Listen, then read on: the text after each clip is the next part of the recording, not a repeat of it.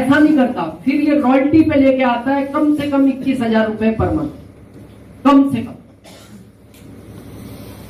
और जब भी आप आरसीएम में आते हो तो आपकी अपलाइन आपको एक ही बात कहती है, आरसीएम कर रहे हो तो रॉयल्टी के लिए करना। आज रॉयल्टी समझे क्या है?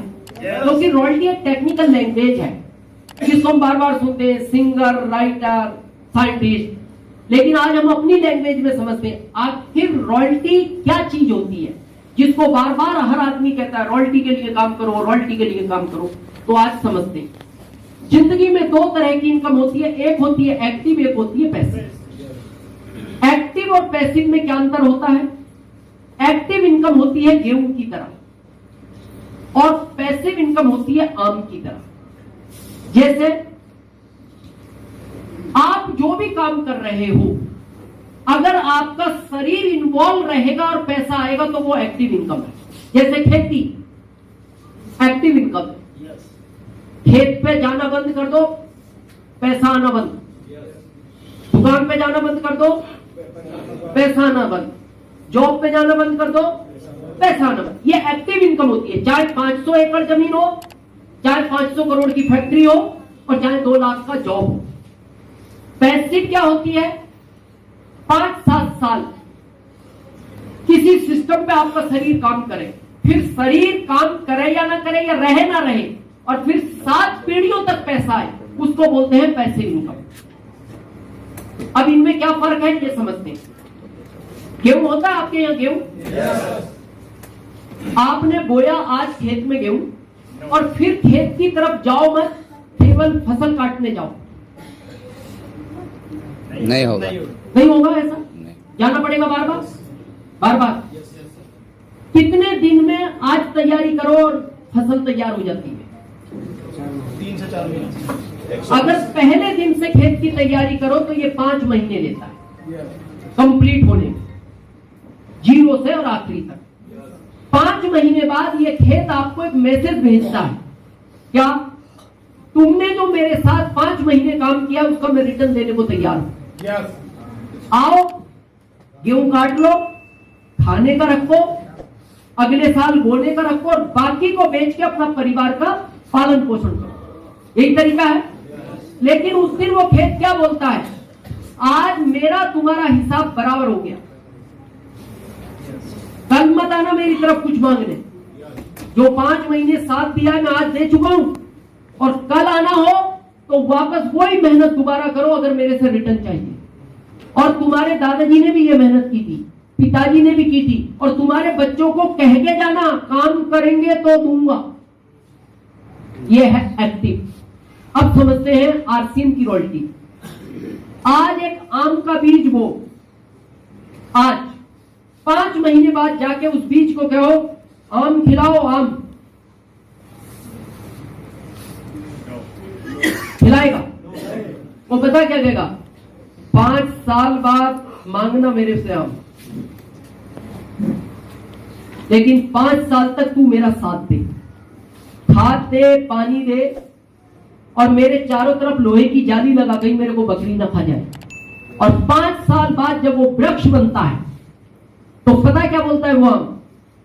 अब मेरे को पानी भी मत देना, अब मेरे को खाद भी मत देना, मेरी जड़ वहां तक पहुंच गई जहां पानी बनता है, और तूने जो लोहे की जाली लगाई इसको ले जाके बेच दे, और अब बकरी तो छोड़, ऊंट भेज दे, अब मेरा कुछ बिगाड़ नहीं सकता। और फिर क्या बोलता है? अब तू मेरे आम खा, अब तू मेरे, क्यों? 5 साल तूने मेरा साथ दिया, और तू मत खा, तेरे बच्चों को कह के जाना 200 साल तक वो भी मेरे आम खाए। ये है आरसीएम की रॉयल्टी, ये आरसीएम की रॉयल्टी है। पर हमारे यहां वो पहली वाली लाइन, आज क्या मिलेगा, 10 साल बाद का फ्यूचर से कोई मतलब नहीं। आदमी जैसे आरसीएम में काम करता, सर 1 महीना हो गया, 1 महीने बाद क्या देगा आरसीएम? तो 1 महीने बाद ये गेहूं देगा, ये आम नहीं देगा। आम के लिए तो इसको 5 साल चाहिए। चाहिए इस तरह की रॉयल्टी? फार्मूला दे। पहला, बड़े ध्यान से देखना, मीटिंग मिस नहीं करना। महीने में 1 मीटिंग सुनना जरूरी है। कितनी? कहां? कहां हो वो सेमिनार? भारत में कहीं भी हो, बिहार में नहीं, भारत में कहीं भी हो, लखीसराय हो, जमुई हो, पटना हो, वाराणसी हो, दिल्ली हो या भीलवाड़ा हो, कहीं भी हो, महीने में मीटिंग में जाना है। और जाना नहीं, उन 2 लोगों को लेके जाना है जो आपकी बात सुनना नहीं चाहते। क्या नहीं, बड़े हो गए, सुसु तो नहीं कहेंगे, सुसु नहीं कहेंगे, ये पता क्या कहेंगे? सर 2 मिनट का मेरा ऑफिस का काम है, सिर्फ 2 मिनट, आप चलो मैं आ रहा हूं। तो वो अच्छा अप्लाइन छोड़ता नहीं, वो कहता 2 नहीं 5 मिनट करो, आप जाओ, मैं ऑफिस के बाहर ही खड़ा हूं। और काम कुछ नहीं है, हमें पता है, वो खाली छुटकारा चाहता है। अच्छा पिता नहीं छोड़ता और अच्छा अप्लाई नहीं छोड़ता। स्कूल में जाके जैसे ही वो बच्चा टीचर के हाथ में सौंपा जाता है, उस समय उस बच्चे के मन से पूछना, अभी तेरा दुश्मन कौन है? पापा। पापा तो रेस्पेक्टेड शब्द है, पापा कोई बोलता है, वो मन मन बोलता है, ये जो बाप है ना मेरा, दुनिया का सबसे खतरनाक आदमी, बहुत रोया, सूसू का गाना, पर ले ही आया, नहीं माना।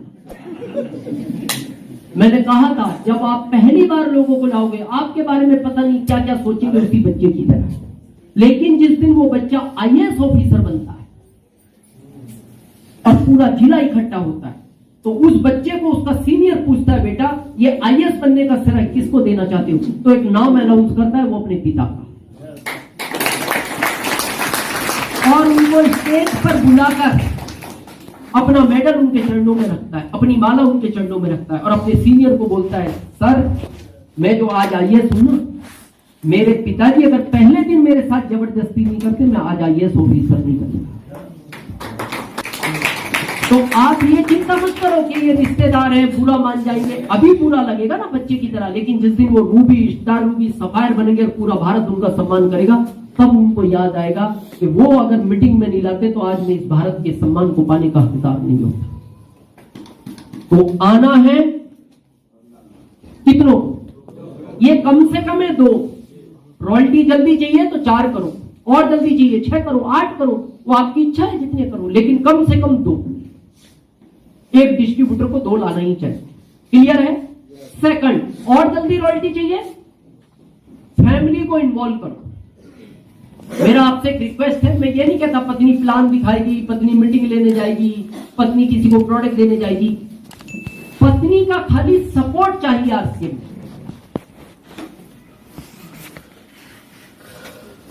आपको शायद, मेरे को आइडिया नहीं, प्राकृतिक हमें सिखाती है, ऊपर वाले ने ही सारी ताकतें महिलाओं को दे रखी है पहले से, जिनको हम भूल गए।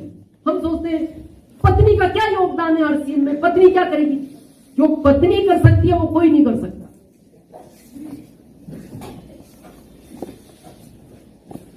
ज्ञान चाहिए, मां सरस्वती के पास जाओ। पैसा चाहिए, मां लक्ष्मी के पास जाओ। ताकत चाहिए, मां दुर्गा के पास जाओ। पुरुष डिपार्टमेंट न्यूट्रल है। आप बताओ कौन सी ताकत दी ऊपर वाले ने आपको? सारी ताकतें इनके पास है। ऐसे सैकड़ों व्रत है। अभी कुछ समय पहले करवा चौथ व्रत गया, जानते हो करवा चौथ? yes. अगर ये तोड़ दे उस व्रत को, ये साफ हो जाए ना।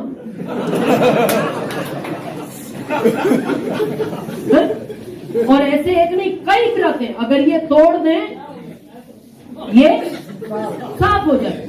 आप एक ऐसा व्रत बताओ कि पुरुष तोड़ दे और इनको सर्दी हो जाए, है कोई? तो सारी ताकतें इनको दे रखी है और फिर हम इनको इन्वॉल्व नहीं कर रहे। मैं ये नहीं कहता इनको दिल्ली, बॉम्बे, कलकत्ता ले जाओ, आसपास मीटिंग इनको लाना चाहिए। पता है क्यों? ये बिजनेस सपने पूरे करने का, ये कहानियां बनाने का बिजनेस, ये रोजी रोटी का काम कोई है। और सपने किसके बड़े हैं? सपने महिलाओं के। पता कैसे? जहां पुरुष सपने देखना बंद करता है, वहां से महिला सपने देखना शुरू करती है। डाउट है? कितने लोग अपना पैंट शर्ट खरीदते हैं बाजार जाके स्वयं? अपने कपड़े कितने लोग खरीदते हैं? पैंट शर्ट, हाथ खड़ा करें एक बार, हाथ खड़ा करो। हाँ, सभी खरीदते हैं। आपको 5 ड्रेस लानी है, दुकानदार कितनी दिखाए जो 5 ले आओगे?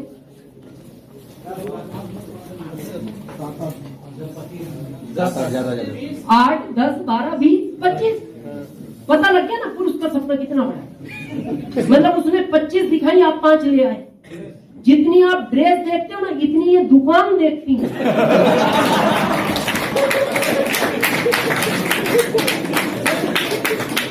अब बताओ किसका सपना बड़ा है? किसका सपना बड़ा? और वो 25 ड्रेस नहीं, उसकी दुकान में जितनी ड्रेस है,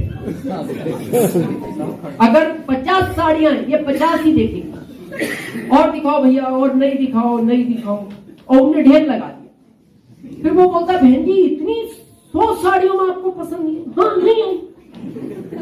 अब वो ज्यादा कुछ बोल नहीं सकता क्योंकि अभी महिलाओं पे कानून सख्त है। गुस्सा तो आता ही होगा उसको भी कि 100 साड़ियों में पसंद नहीं आई। तो जब उससे गुस्सा सहन नहीं होता तो पता क्या बोलता है? बहन जी कपड़े ही खरीदने आए थे क्या? तो बहन जी भी बोलती है नहीं नहीं, तेरे यहाँ सब्जियां मिलती हैं। बोले बहन जी 100 साड़ियों में पसंद नहीं आई? हाँ, नहीं आई। और नहीं बताओ? तो वो बोलता है बहन जी रात को 20 साड़ियों का पार्सल आया, घर रखता है, क्या हो तो लड़कों को भेज के मंगाऊं? हाँ मंगाओ। अब वो 20 भी आ गई, उसमें भी बहन जी को पसंद नहीं आई। अच्छा, उसको दुख इस बात का नहीं है कि बहन जी ने साड़ी नहीं ली, उसे दुख इस बात का है ये जो 120 साड़ियां आपस में लिपटी हुई पड़ी हैं, ये निकलेंगी कैसे? तो फिर बहन जी को वो बोलता है बहन जी जो था सब बता दो। अब बहन जी उसकी दुकान से उतरती है तो ये साड़ियां नहीं समेटता, ये जो दुकान के आगे एक छज्जा होता है ना, उस पर खड़ा होकर बहन जी को देखता है।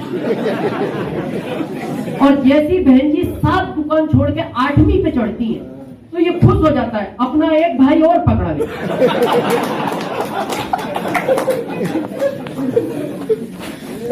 तो जिसका सपना बड़ा है उसको हम आरसीएफ में ला ही नहीं रहे। महिला चाहती है जिस कॉलोनी में रहती है उस कॉलोनी की सबसे बड़ी कार मेरी हो, जिस कॉलोनी में रहती है उस कॉलोनी का सबसे बड़ा घर मेरा हो, जिस कॉलोनी में रहती है उस कॉलोनी के सबसे बड़े स्कूल में मेरे बच्चे पढ़े। मैं एक सिंपल बात पूछता हूँ, आदमी का पर्सनल खर्च कितना महीने? 5,000। 5,000।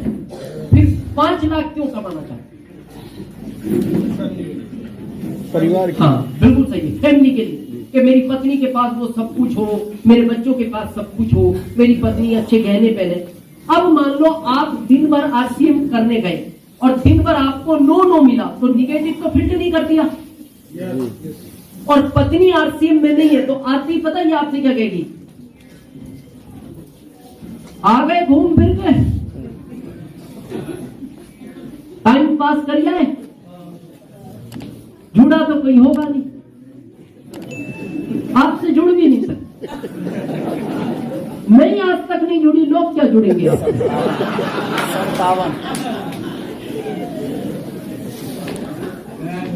अब ये घर आया तो इसको पानी की बात पूछी जाती, चाय की बात पूछी जाती, वो तो कुछ नहीं आते, इसको नई स्टेटमेंट आ गए घूम फिर। अब ये कल जाएगा प्लान निकलने।